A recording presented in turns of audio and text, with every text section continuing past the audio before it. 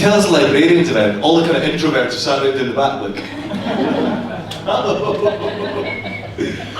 So what I thought we'd chat about first is, Kathleen, your work as the Makar. You've been in it sort of 2.7, are you right? No, it's a mad chair. It's a mad chair. Well, she's got a very like sort of bespoke writer as the Makar. She would have 3 biscuits, 2 hot cups of tea. So we're going to chat first of all about your time as a Makar and what that has involved in terms of libraries to start with, because you've engaged quite heavily with libraries around the country. First of all, hands up, has anyone booked the Makar to their library, or has the Makar coming up? Hooray! Almost complete coverage. So tell us first of all about your Makar's engagement with libraries as an entity. Well, this is switch on. Yes. I suppose the foremost library is the Scottish Poetry Library, who are here represented, and then who have enabled and encouraged and generally picked up the Makarship. And now I'm coming to the end of my stint, I can say grateful thanks to the Scottish Poetry Library, for excellence. And one of the things we wanted to do was to get out into, beyond Edinburgh, obviously, and what better way than to go to the public libraries up and down the country, just to offer services and say, here we are. If you want a visit, you want to engage with folk, just let us know and we'll do the rest. So, tell us, you visited 3 or 4 already, and you've got a few more coming up. So where have you visited so far? Betty Hill, far north. Although who can name where Betty Hill is? Keynote. Hey! Dunblane. Fort William, that memorable train trip. Where else have I been? Largs, yes, of course. It's totally, is this how I need the Poetry Library, then my walk-in memory. And we're going to Scottish Women's Library, to Pollock Shields, to Orkney, of course, yeah, and somewhere else. Coatbridge. How could I forget that? Yeah, so it's kind of varied. I want a t-shirt till they did something. Makar's tour t-shirt. And tell us about what's been happening during those engagement events. Who have you been meeting? Often it's been myself in conversation, or sometimes it's been local writers sort of doing this support act, as it were. It varies from place to place. We just let each library say, this is what we'd like to do. We didn't prescribe anything, but let them come forward with ideas for what suited their constituency the best. Because libraries tend to know these things. They know their own people. So something I thought would be really interesting to chat about today, because obviously you guys as librarians in various different types of institution really engage with people and kind of reach out to the literary majority in Scotland, and it's something that's been core to your Makarship, working with the Scottish Poetry Library, trying to reach as many folk as possible to engage with poetry, which has led to, I think you've been calling them your collective poems. Could you tell us about the infrastructure of a collective poem first, how they come together, and then some of the examples? Well, in case anybody just doesn't know what we're talking about, when I became Makar, one of the questions I was asking myself was well, is it possible to be the national poet? What does that mean? And it might have been many years ago, but I don't think it's possible now to be like the voice of the people. And so, well, I thought let the people be the voice of the people. And as events occurred, and thank God they've occurred, I thought, well, maybe we can make up poems, rather than me writing a poem for the occasion, we can make them collectively. So, again, via the Poetry Library, we asked folk just to send in just one line on a given topic. And I then edited them and curated them and arranged them to make them sound like poems, which we did very easily, very quickly. So we've done several now. On the subjects of? COP26 summit that happened just after I was appointed. I wanted very much to engage with that. So we did a national nature poem. Then it was the invasion of Ukraine. We did one around that. And then we have had, railing against world leaders and their collective failure. That one. I've just done one for the prison service, which is, I think, the best yet, in the sense that it's the most heartfelt and tough-minded. It's a thing of hope. Heartfelt and tough-minded, and yeah, it's not the public domain yet, but when it is, I'll recommend it to you. Oh, certainly, that sounds absolutely fascinating. Yeah. So I'd love to hear a wee reading from one of these collective poems. So the first one you did there was during COP26. Can you just introduce how this came about? It was obviously with the help of the Scottish Poetry Library in terms of getting it out there, and I think at the time they had a really kind of up-and-coming young marketing manager called me, who really helped the thing take off, like grow and take flight. But I think it was less than 60% my work. Well, yeah, sorry, the collective poems, well, as I say, it just asked people to send in one line. Most people understood what was meant by one line, you know, and the Poetry Library people sent them on a spreadsheet. Thanks for that. You know, I managed to get this long into my life without engaging with spreadsheets, but no. So I had to get them off the spreadsheet, and you're asking for the infrastructure. I can tell you the practicalities of it. Printed them out, stuck them onto the back of a cornflakes packet, and cut them all out into, like David Bowie does this, individual little lines, and then shuffled them and reshuffled them and arranged them and found themes and just, you know, worked with them. Do that poetry work thing, just listening to them, sort them out. And we ended up with 3 poems. I'll read the first one, but each of the 3 then became a film poem, which may be still available on the SPL website. Yeah, really nice. So this one, the first of 3, is called The Life Breath Song. It's got a Gaelic line and a Scots line, and can you remember, Jill, how many lines were submitted to start with? Was it about 1,000?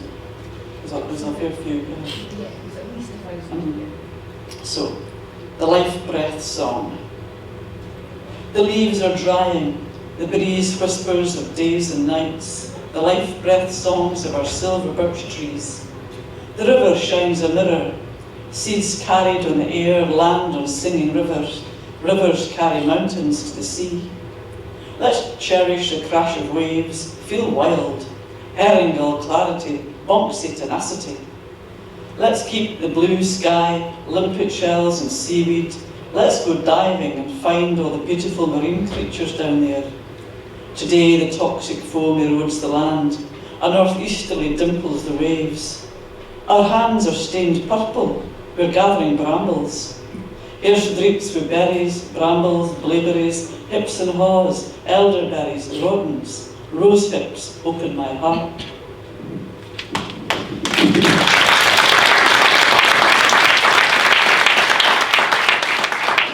I love the response you got to that project. It was super, wasn't it? Oh, people flooded it. Over 1,000 people put their submissions in. So many were included, and when folk recognised their wee fragments in this whole, it made them feel so kind of. It made them evangelise for the poem and evangelise for the project. To say to their friends, their family, this is out here, which is really the people bringing poetry, and then the poet kind of endorsing those people's words and kind of taking on an extra lustre for that. That was a lovely project. Yeah, a lot of folks say, oh, I can't write poetry, it's not for me. Well, you can say to them, just one line, you know, just one line. Not, you know, most folk can do that. No, very much so. It's a beautiful one. So you've had a number of those, all with different resonances. The Ukraine one was very powerful at the time. It was translated into Ukrainian and shared by like the Ukrainian embassy of the UK and that kind of thing. So it was kind of spoke to both communities, spoke to our collective concern, and spoke to them as well, and got a very warm reception. So that's been your Makarship, yes. Your Makar's work. What's been the toughest assignment you've had so far? Because you've had to do a few kind of you've had to speak at the opening of Parliament in Holyrood, for example. You were expected to write a poem on the death of the late Queen. You've had these collective poems, and you also have like contractual obligation poems. Not any contractual not any of them. Obligation poems. In fact, very few. It's very hands off. You know, and if I don't think it's right for me, then there's no pressure on me to do a thing. The one that did give me pause was the death of the Queen, you know, because I'm not a royalist, but of course she died here in Scotland, and for 24 hours I thought, dignified silence. And then I thought, no, come on Kathleen, you're the national poet, and this is a national event par excellence. And my job as Makar is to make poetry, keep poetry as central to Scottish life, and it would just be derelict not to do something. So I thought to myself, right, here we go, what am I going to write about the death of the Queen? I also knew, and this was borne out, that because she died in Scotland, we would hear Scottish voices for maybe 24 hours. And then, as the Queen's body went to London, that would be instantly shut down, and all we'd hear would be English, London, and that's exactly what happened. So I thought, I've probably got a window of 24 hours here to make some sort of Scottish comment. And so 8 hours and a thumping headache later, I had the poem, and then I thought, right, splendid, now what? And this is where I need my comms team, who's sitting here on my left. And I said, I called him, I said, I've got this book, what do I do now? And he said, well, it's obvious, the Daily Record. No, to be fair, so like what newspaper gets the biggest publication in Scotland? The Daily Record is right up there. Mm-hmm. And this poem was an accessible poem. It would make sense at first reading to anyone just glancing at it. And the Daily Record, to be fair, did like a 2-page spread, a nice font, nice pictures and all that kind of stuff. And it did get published to, I don't know, how many, a couple of 100,000 people read that. And BBC Scotland got Sally Magnuson to read it, and it got published out there, and you were conveniently located somewhere in the Cairngorms at this time. So I had to drive up to bloody Cairngorms. Well, I had to come to the Cairngorms to find you and film you for the socials. Honestly, man, having a backer is like tagging a hawk. Seldom are you at home. Anyway, but that was a poem that I think you would never have written were you not Makar. Oh, that's very true. That's very true. And being Makar has extended my range and extended myself, my own idea of what my own poetic practice can be. So I would never have ventured into public poetry much without it. So I'm grateful for knowing that I can, if needs be, do that kind of thing. And it's been a very interesting, I don't want to go too deep into this, because I want to get onto the work that you're producing currently as yourself, as it were, without your crown of Makarship on. But I think it has something about the Makar rule that you've done very well, is you brought people to write their own national poems, but then when the moment has called, you have produced the poem about the Queen, which really touched a lot of people and felt like the right thing. But you also produced a poem for the opening of Holyrood. Yes, that was fun. In what sense was it fun?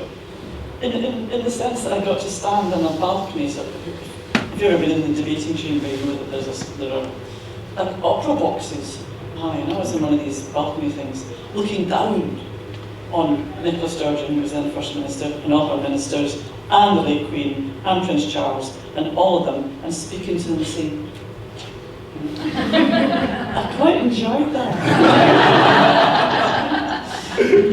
Getting them tell from all Get them that. tell. There's a bit of a tradition building of the Makar writing poems for that occasion, and I've all been getting them tell. Brilliant, brilliant. So let's move on a wee bit. You've just published a new book. Tell us a little bit about it, and I'd love a couple of readings. So this is something I've been really enjoying reading myself. Thank you. Yes, it's a new book called Currie, and this is a very different kettle of fish to my Makar work. It's very, I don't really like the word personal, but it's much more internal. And they're short pieces. It's like, I always wrote poems and I also wrote non-fiction, but this time they've sort of collapsed together into short pieces, sometimes only 2-3 pages long, sometimes like a poem, sometimes like a little tiny essay. And here they are. And they're all written around the time when I was approaching the age of 60, which seemed to be more significant to me than turning 30 was, for example, because as I say in the book, you can see the shape of your life, or what remains of it, the arc of it. And so. Please, the opening piece from it is such a good introduction to the work and the themes of it as a whole. Right, this is only a page long, as I say. It's called Gap Site. You're crossing a gap site. The empty acres beside it. You're crossing a gap site. The empty acres beside a dock, ropeworks, warehouse, colonised by grasses, knapweed, even some pioneer birch. Ahead of you, a woman's pushing her infant in a buggy. Her black garments billow in the onshore breeze. You proceed, one behind the other, following the same desire path, then headed for the human-shaped hole wrenched in the wire fence, then a pavement, tarmacked and official. Does she sense your presence at her back? Is she afraid? You're half tempted to call out, it's okay, just glance round, not a frightful fiend, just someone perfectly benign. In fact, one who's recently slipped across that nameless inner border of no return, become more hander-on of the world than its inheritor. Hander-on of what? An impromptu flower meadow risen out of brick dust, fox scat, crushed cans, takeaway trays, choices and unknowns. If you upped your pace, you could catch her, help manoeuvre the bear in his buggy through the chain-link fence. Maybe you'd exchange a few words.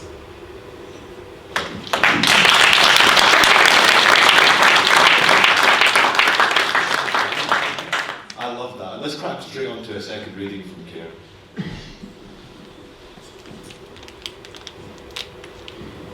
It's a bit sense also of my kids are now in their mid-20s, and as I say, handing on the world to the young people. And there's bits in it that are... there's a Japanese form called haibun, which I'm very fond of, which is a prose paragraph and then a little haiku at the end of it. So this is anybody here from the Glens, Angus Glens? No? You've got that way, haven't you? Not for the Angus Glens, no, for the less romantic Angus Lowlands. Glenesque. The land has long known gales from certain quarters. It's learned how to flex and bend under their influence, but those last storms came screaming out of a strange New York. They smashed and splintered whole conifer plantations, felled ancient wayside friends.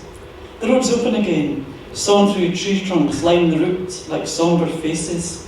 Resin scents the air. Heaps of burning brush. Welcome to Glenfoot holidays. Bulldozed caravans. But the mavis sings along riverside bucks, and high in the glen, peewits are tumbling over the lambing fields. Spring's trying to move in, unpacking her green box. Just the one whop, though. At the cold-walled castle we turn back. Now F is pedalling fast downhill, headlong into her own life. As her newborn lamb staggers its first few steps, the yow chews its call. Glen traffic, a pickup carrying hot tar to fill potholes, a farmer's wagon jouncing along with pallets and fence poles in the back, a tanker delivering oil.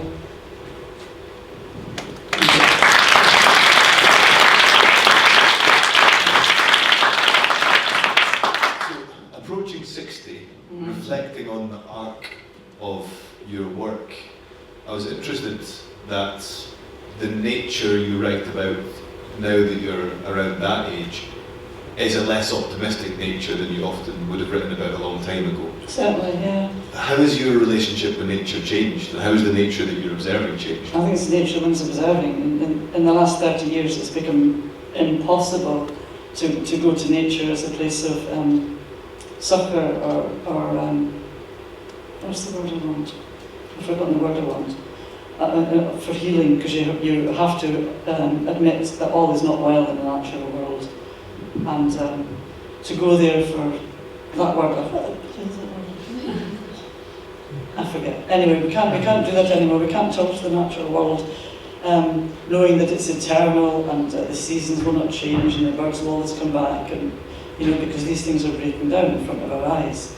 So yes, one's relationship with nature as a person, never mind a quote nature writer, has changed in the last 30 years.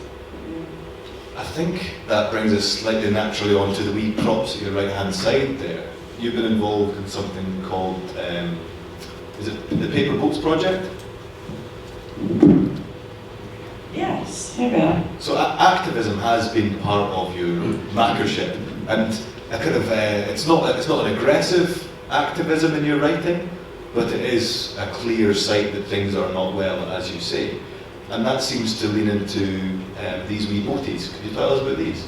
Yeah, for sure. I do believe that, I wouldn't say I was an activist, but I do believe that the imagination and literature and advocacy and witness and all the things that books can do are absolutely essential. And these are the human skills that will navigate us through this bottleneck. So that's my kind of activism. Paper Boats had a stall outside, I hope you all saw it. These are a terrific bunch of well-rounded, highly intelligent people who are engaged in a climate change activism using the image of the paper boat, which came from a poem of mine, and when they told me that I cried. And so using the image of the paper boat and the simple act of folding these little paper boats, they're bringing the message and the concern of climate change in a very gentle way, just engaging with people well, they're here today, this kind of context, in libraries. Last year we were at the book festival, you know, they will pop up and, as I say, just stop people. Are you thinking about climate change? And a number of folk would go, yes, I'm frightened, but who can't say that, and who can't blow themselves to supertankers or whatever, you know, is now, well, enormous. And what do we do with that energy? What do we do with that fear? You know, and in a way that doesn't really, you know, there's so much rancor going on. If we can find a way through this without rancor, that would be a blessing. So paper boats are here with their leaflets and their ideas and their skills. So I think we'll still be here afterwards. Do please have a word with them. They're very nice. Could you put your hands up for us, paper boys? They're right at the back. Here they go. Making introverts put their hands up. No, it is a very good thing. So your makership and your nature writing is looking at that quite closely, but there's another strand of your work that's emerging that will be published post-makership. And now I can't really hear somebody in Faye Shetland, we hear somebody in Faye Douglas, like you're saying. Tam Clark himself, in the front row here, is a Scots language scrivery, a real reputation. You've been doing a lot of work with Scots as a medium. Can you tell us a wee bit about your own experiences in life with Scots and how you went away from it maybe and you're writing a wee bit and now you're finding your home in it, as you say, kind of in this, what we call it, the autumn of your career, you were saying? Or? Well, I come from a Scots-speaking family, and, like many folk. It was just there, present in childhood and remained present for all my life. But it was that kind of weird half-heard, half-understood, half-existing thing. And it's only in later years I thought I really wanted to turn my attention to this and do something proper with it as a writer. And so the last 2-3 years I've been trying to develop the Scots into a medium I could actually work with and write with. So that's been great fun. You know, it's just been reading and listening when I take the car to the garage, because the mechanic's a great Scots speaker, and you know, reading dictionaries, and you're not supposed to use dictionaries, you know. And anyway, I've made enough poems to form a book, which is coming out in September, just of, as I say, poems, lyrics in Scots. It took this long because, you know, you have to do a lot of overcoming. You have to get quite tough on yourself. And I had to get to a stage where I just didn't care if somebody piped up saying, you know, copy it lots a lot of use. Oh, that's an Ayrshire word, and that's an Aberdeenshire word, and they can't have the same in the same sentence. You know? And once I thought, I can. You know? Then that gave me the strength of mind just to carry on regardless. So I don't care. Can I just do a quick show of hands? I can use a Fae all across Scotland. If you're Fae a Scots-speaking part of the world, could you put your hand up for us?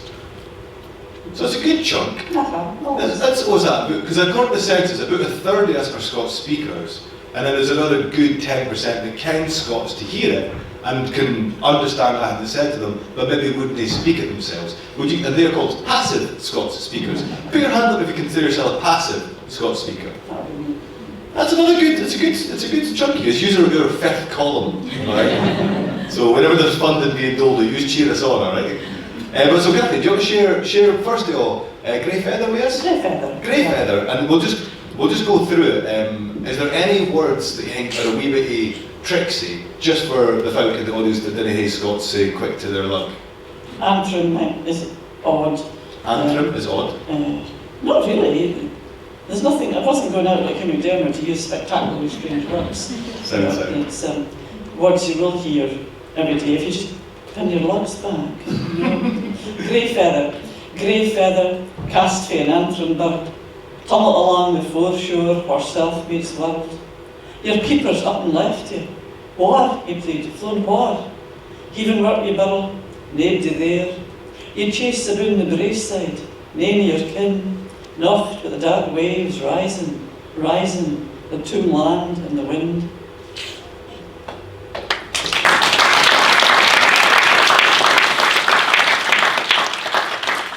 So when you first sent that to us, I sent it on to my mum. She's my touchstone. So she's fae rural Angus and bides in Montrose now. And her hobby is to get around to the old folks' home and just blather with like the nonagenarians of Montrose. So if she reads something in Scots like, oh, that's lovely, then you're fine. But she wouldn't go in for Hugh McDermott. As much as he was Montrose based for the time, she's like, oh, we should do this. So she's a fan of Grey Feather. You hear her That's nice, I'm glad to hear that. Do you want to give us a second thing, the Scots? Spring sang. I mean, yes. A shock, everybody knows a shock is a ditch. Spring sang. That the hailstones brocht by this northern blast, burrow with the petals, the same wind scalps for the game trees and the sleighs. There, spring sang, flourish and hail, small wreaths at the shocks, sing game, sing game. Are we done, old Joe? No, fash me though I'm glad I'd glance again, the yin of mine fine, among the leaves say Greeno.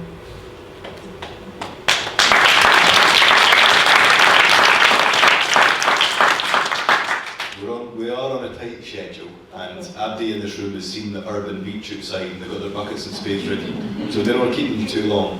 But maybe a final reading and then I'll ask you for reflections on Makarship. Here is a poem I wrote during lockdown, which is fading from memory, isn't it? But there was one day I'm sure everybody had when I actually sat greeting, thinking, this is never going to end, I'm never going to see my kids again, you know? And then I thought, man, I've got to get myself out of this frame of mind. But one could go out. So I went out and I went to a particular tree and I thought, I'm just going to write down little notes, I'm not going to write a poem. I'll just dash down little phrases. And when I came back, I worked them up into it. I don't even see the shape of it, but it's kind of balanced on either side of the page, rather than a big long strip. And I realised afterwards that's what I was doing, was kind of rebalancing myself. Lone tree, trudging again to Lone Tree Lookout, high in the grasslands of Sparrow Craig Hill. Pallid winter sunshine enlivens the skyline. Scarves of mist wander the strath below. No sparrows, just a crow calling from a pylon. Fox-turds by a tussock, pin-sized bones. There you wait, crooked elder of the pasture. I step inside your shadow, outstretched on shallow snow. Our two forms merge, my lungs breathe within you. May a missel thrush sing, high in my branchy mind.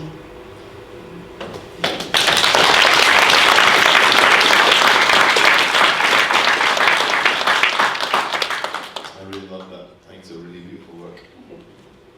It feels like you got one more for us. No, just one. Just both? Footing through this. Well, like honestly, I love hearing that work, and that the Lone Tree is such a stunning piece. I've always enjoyed hearing it, and I'll be really sad when your Makarship does come to its conclusion. Is it August? Yes. August. But there'll be a new one. There'll be a new Makar. There'll be a new Makar, and I'll do my best in the role to make it. Oh yeah. So something that I've loved doing with you is this Lantern Scottish Poetry podcast. Where we've basically been using your Makarship to get folk together, to get poets together, to share their work, and it's very work focused. And I've held this up because I'd like you all to listen to it and get a chance, because really it's, like if there's one thing you're good at, it's giving poets permission to really like share their work and really back themselves. You ask interesting questions. I barely speak at all, which is to the good.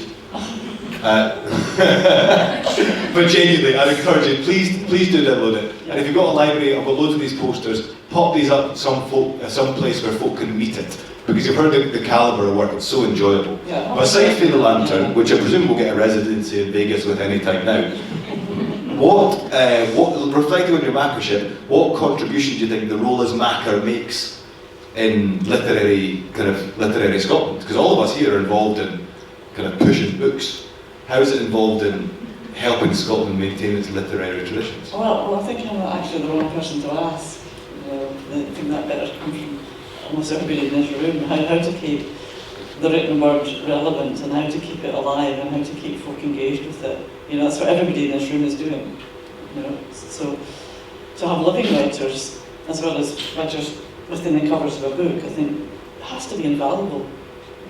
To learn that there's actually human beings behind these books, and some of them are quite normal, and young people can engage with that as well.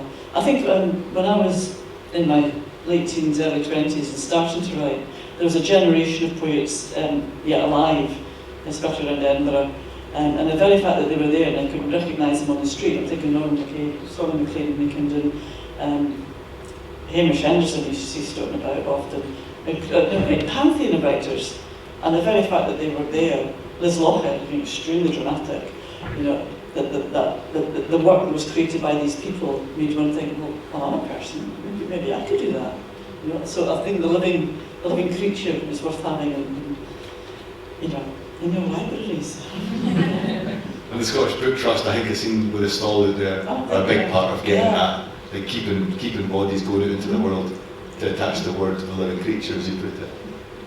That is lovely. And what next after? What do you do after August? Well, I'm torn, and I'm going to miss being Makar. Every time something happens up the window, and I think, oh, it's not me. But I'm also longing to get back into my garret and shut the door. A mixed blessing. Yes. And you're off to New Zealand for a bit, Well, there's that also. That'll be fine. That'll take the edge off. Well, guys, I'm afraid we do have to wrap it up. Thank you so much. Let's hear it for Kathleen Jamie.